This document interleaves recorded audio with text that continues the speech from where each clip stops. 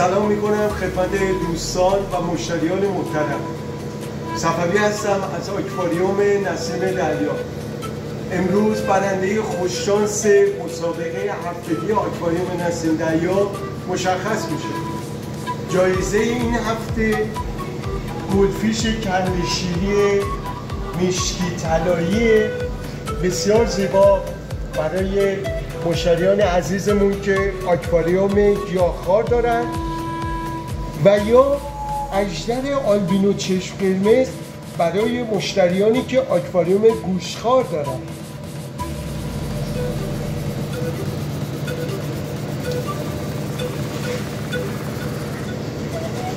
میریم برای قرعه کشی. قبل قرعه کشی یه غذای بسیار عالی رو میخوام به شما معرفی بکنم. این غذای میکس گل گوساله است که بسیار مقوی و سالمه و به خاطر آستاکساسینی که در این غذا موجوده رنگ ماهی شما بسیار خوشرنگ و زیبا میشه و روند رشد ماهیاتون هم بالا میبره. این غذای بسیار عالی رو ما در آکواریوم نسیم دریا موجود کردیم چون شما لایق بهترین هست.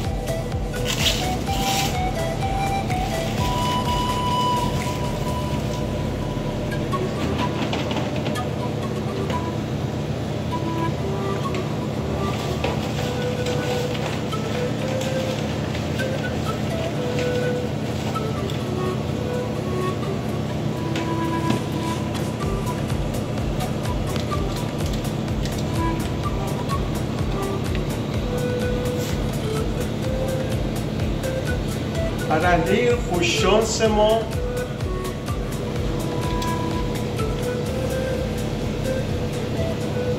اگر اشتباه نکنم فرهان مرادی.